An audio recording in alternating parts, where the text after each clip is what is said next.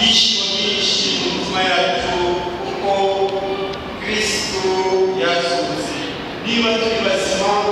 niba turi ibyishimo umunsi nk'uyu nguyu, niba turi hano imvura yaguye ko twese twigomwe twanyuze mu mvura kugira ngo dushobore kwizihiza ibyishimo byo kuba na Yesu Kristo umukiza wacu badusukiye. Ibyishimo rero reka dukomeze dusangire na bagenzi bacu, cyane cyane n'abigishwa bagiye kubatizwa bishyira mu Eucharistia kugira ngo nabo dushobore kwinjiza mu muryango w'Imana, nabo abakristo batangije urugendo rw'itagatifuza kugira ngo nabo busumwe babe na Yesu Kristo ibyishimo byuzuye. Bakristo bavandimwe, dushyira mu Eucharistia hari abasabiriza Iradukunda Christian na Mahirwe Pedro Denise barasabira kubwirwa Uwiteka Musime Faina. Kristokazi arashimira Imana ko yakijije umwana we mu buryo bwo kwiga hanze y'igihugu, barashimira ko yamuriye umuryango urukundo barine, arashimira Imana ibyiza yamukoreye bize umubyeyi Bikira Mariya. Kristokazi arashimira ibyiza byose Imana yamukoreye mu mwaka ushize kugeza ubu. Ubundi Kristokazi arashimira Imana, anasabira abana be b'umubiri n'abatisimu umugisha no gukomera mu kwemera, anasabira Sidira Tade, abana be n'inshuti zabo bose bitega Imana. Abavandimwe rero,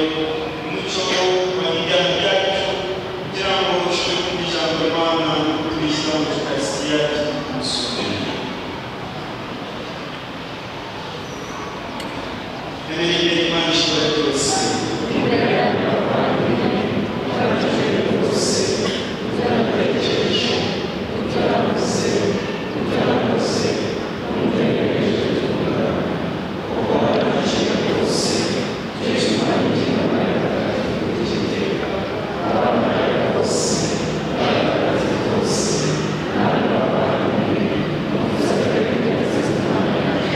Imana ishobora byose ibabarire ikiza ibyaha byacu maze izatuze mu bugingo buzima. Amen.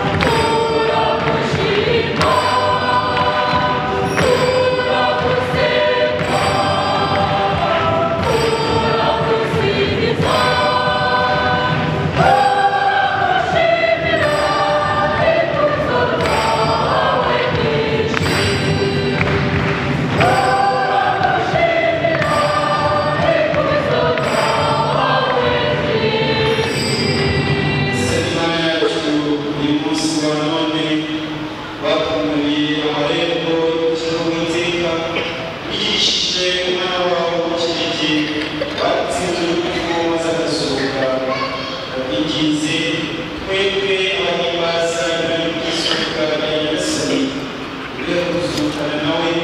tube n'umuco w'ubugingo bw'iteka tubitesha kurwa bwa Yesu Kristo umwana wawe umwami wacu umwana wawe ukakikana n'uwawe mutagatifu ibihe n'ugarisira iteka.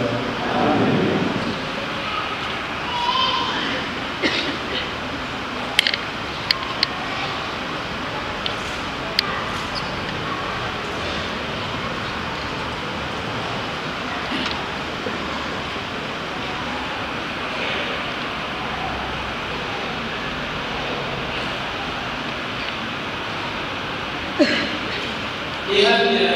rya Petero yatowe na Nyagasani kubera umugabo w'ibyo yabonye. Aratubwira ati Imana yamuzuye ku munsi wa gatatu. Twemereye uwo mugabo w'izuka rya Yesu. Tubyumve mu isomo rya mbere.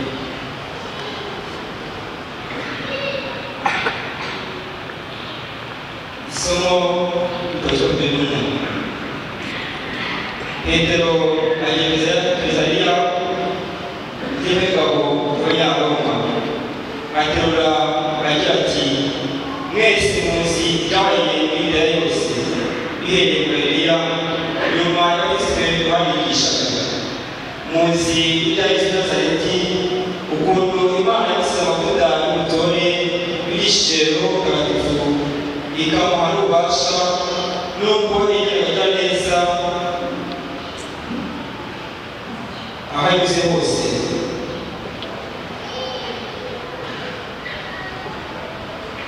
Akiza abahanzwe n'abasekibi bose kuko Imana yari kumwe nawe. Natwe rero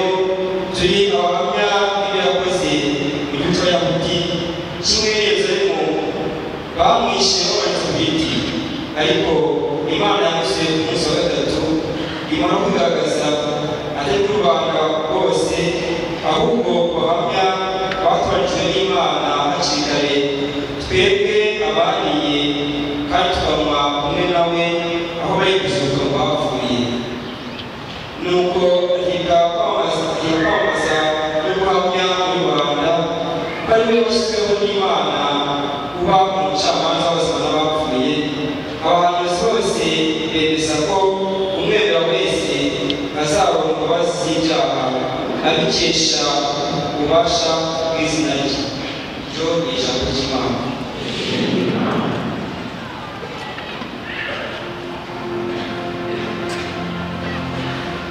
Oh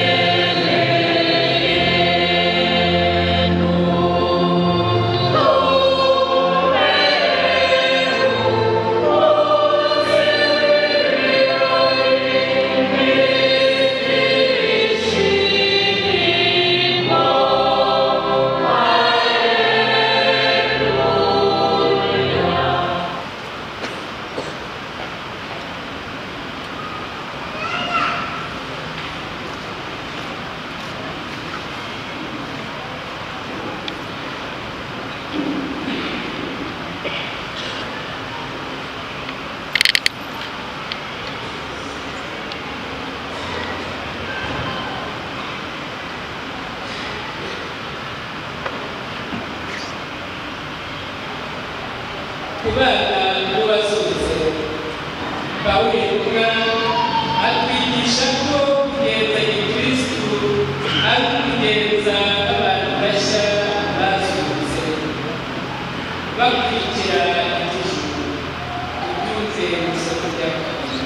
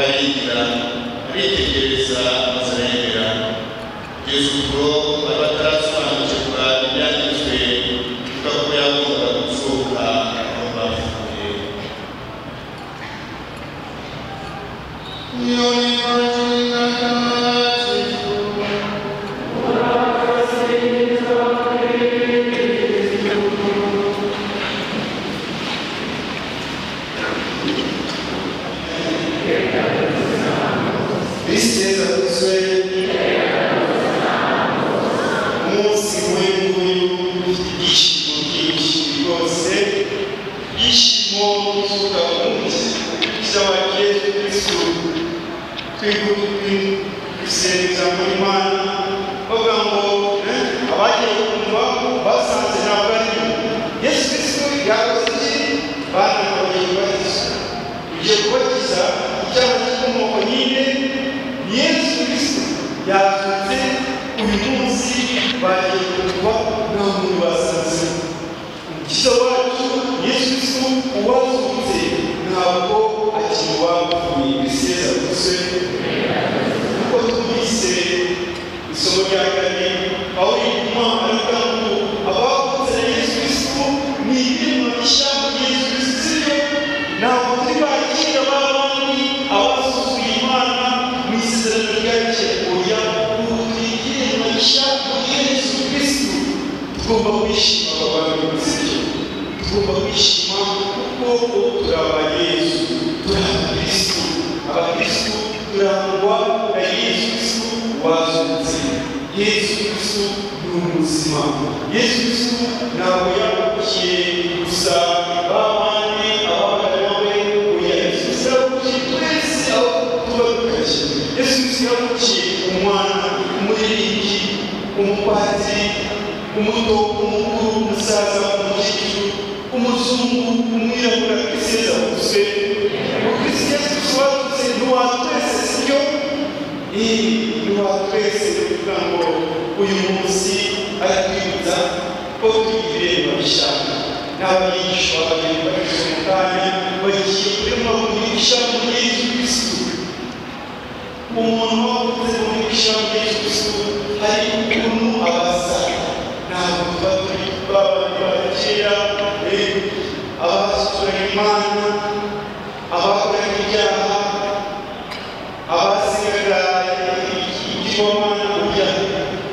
abantu bavutse na Yesu Kristo bagomba kugaragaza iyo Yesu Kristo yakundaga Yesu Kristo wazutse ni wa wundi wafashe umusaraba mu kubera ibyaha byacu yarabikunze agatira ku musaraba kuri ibyaha byacu kuko nari nabivuze ejo bundi nitwe twagombaga gufata umusaraba ariko kubera Yesu Kristo yadukunze yumvira umuntu ukunda akemera kubabara kubera wowe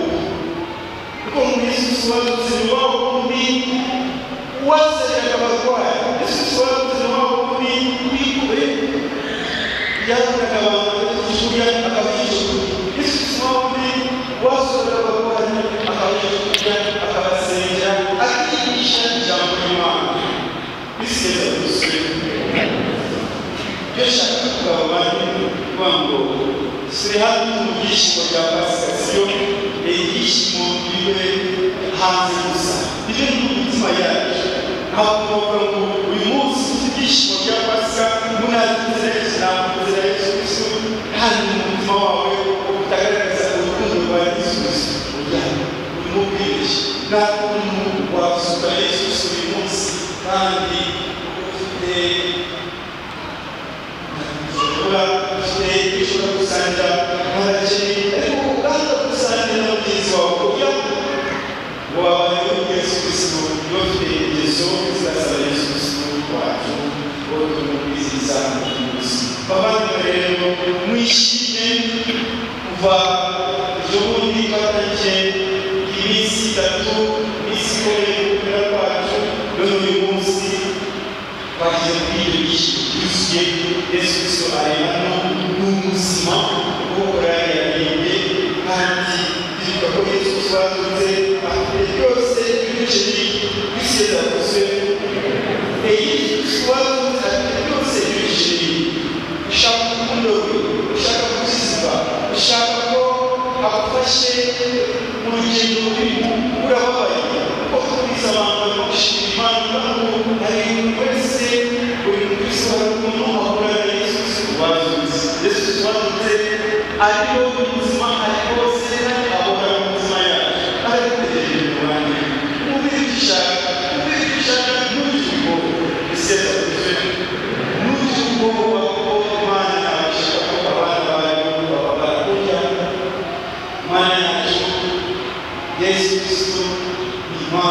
ushobora byose nashimanye mu bw'isi uyu munsi barashaka ko ufashe kugira ngo ubuzima bushya bwabanje muri wowe ukomeze rwose kwiyongeraho kwidagadura ukomeze kwidagadura muri iyi nzira watangiye uyu munsi rero ndasabira kugira ngo ibishimo kuko kuri serivisi wacu kigaragaza ko byazutse mu itango tugomba kugaragaza imitima yacu kugaragaza urukundo rwa Yesu ibishimo tuzabikore yaduhaye ibisangira na bagenzi bacu bifuza kugira ngo Yesu yazutse yavutse ariko bateguye ugomba gusangira n'umugenzi wawe iyo usangira ibyishimo byawe ntabwo ari ukutijya gusa ukaririmba Yesu Kristo yavuze iyo ngoma yawe ugiye kujya mu bwanyu isangira agakingi iyo ugisangiye nande Kristo zavuzwe zijya mu gihe gusangira ni byiza imana igiye kukumusha ariko rwose bisangira imana igiye kukumusha iyo ugisangiye nande ntabwo wihisha ugasangira wenyine Yesu azongera gusa ku kiliziya ya batunze imitima yacu ingo zacu inshuti zacu twese rero dusaba Yesu Kristo atube hafi kandi turi hafi aho ari mu mitima yacu kugira ngo akomeze atuyobore ibyishimo byaduhaye ibitangaza no kutwereka umunsi nk'uyu nguyu dukomeze kubisangira bizatugeze rwose umwaka utaha kwibuka ibyishimo Yesu Kristo kizaba yagasabye Yesu n'abantu none rero nk'uko twari tuzi gahunda cyangwa tukasiya cyo gukurikizaho umuhango mwiza wo kwigiza abana mu muryango w'Imana kugira ngo nabo batangire urugendo rwa Yesu Kristo kandi bahore rwose bakunda bagaragaza ingeso nziza urukundo Imana abayobore kugira ngo nabo bazagera ku byishimo byuzuye bya Yesu Kristo kizaba noneho reka umuhango wabatisimu ukurikiraho ugize mu isengesho dusabira abana kandi natwe dusabire kugira ngo bagasabire Yesu Kristo ahorere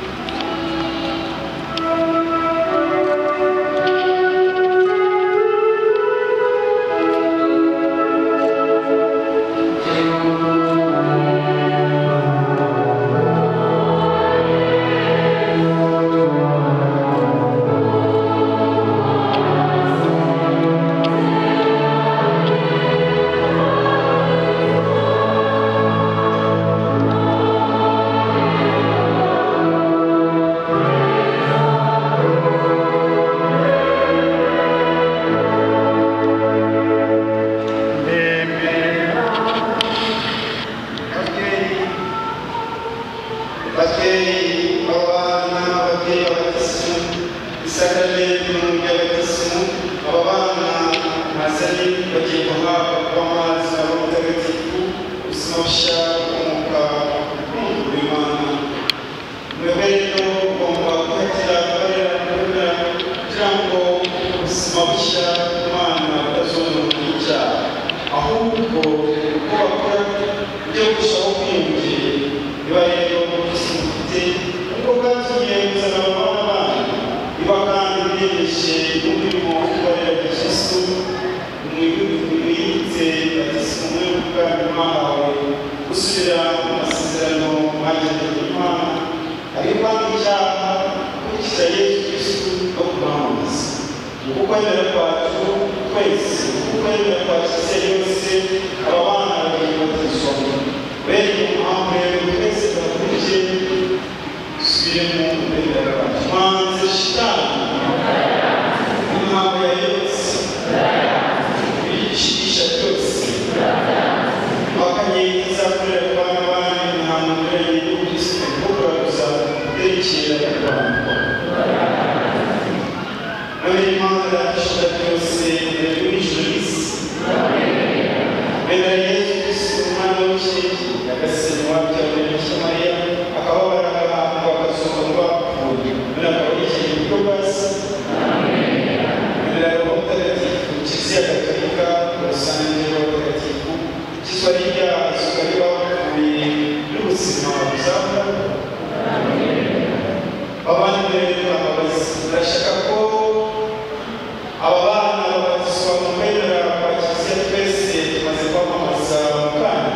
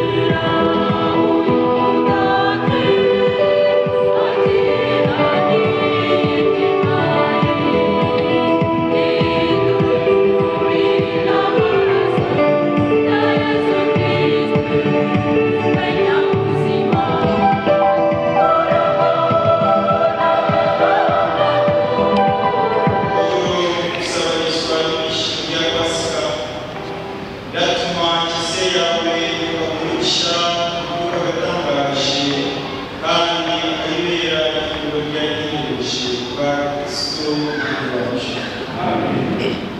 Asa Yesu abana imitima yanyu ishimishijwe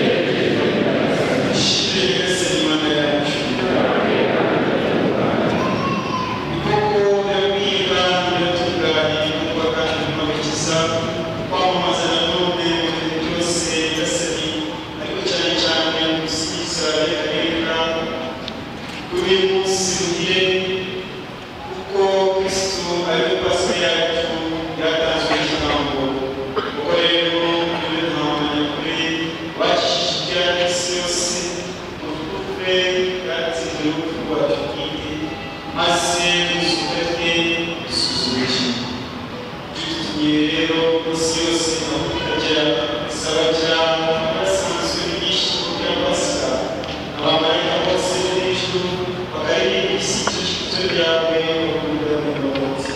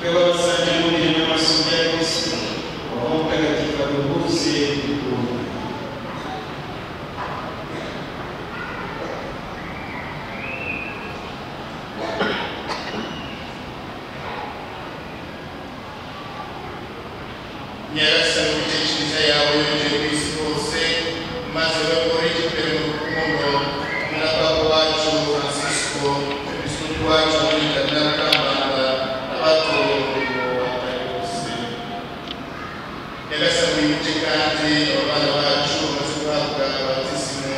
bige none mu muryango wawe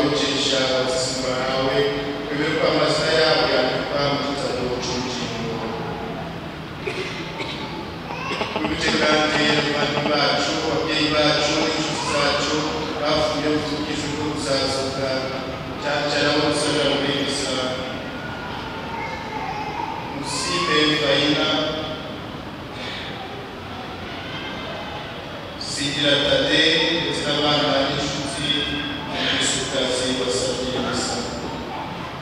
hamwe n'abandi bose basanzwe bafite impuhwe tubakire mu rugendo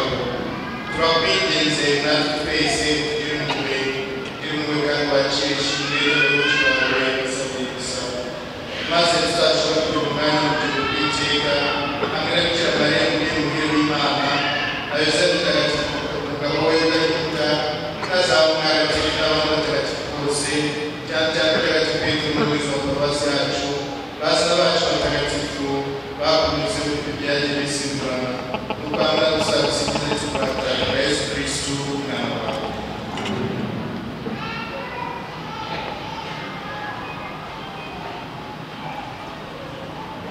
Dawe Imana ishobora byose mu icyubahiro cyose n'ikuzo ryose ubishyikirizwa na Kristu ukabihabwa hamwe nawe ukabihemba muri we mu bumwe bwa Roho Mutagatifu uko ibihe bihora bisimburana iteka.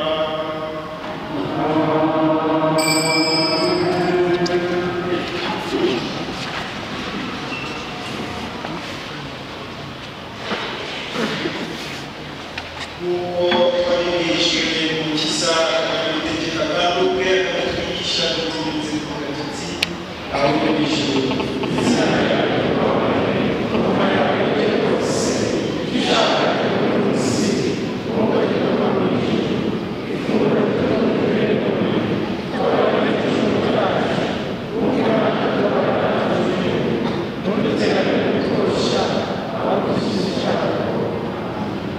Nagasani turakugize ikiganiro cyose bituma usakaza amahoro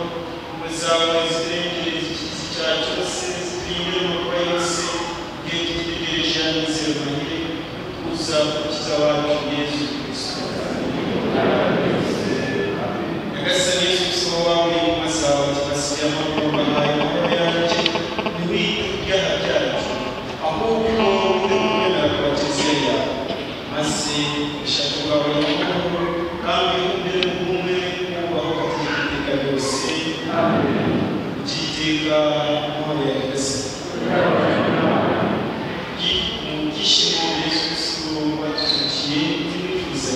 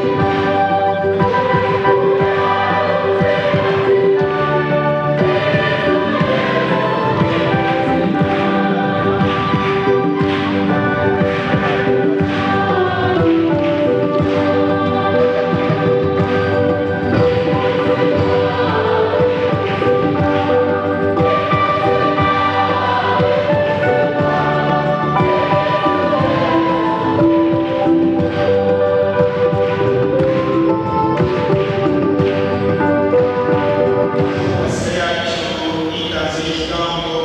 twishimire rero usanga umugati yasemuye kuri tungane. Usabe nyagasani Imana yacu kiliziya yawe yigishe izawe zibaho cyangwa kuko yakuwe n'amasakramenti ya Pasika zagiye kuri guso iteka ba Yesu Kristo umwami wacu.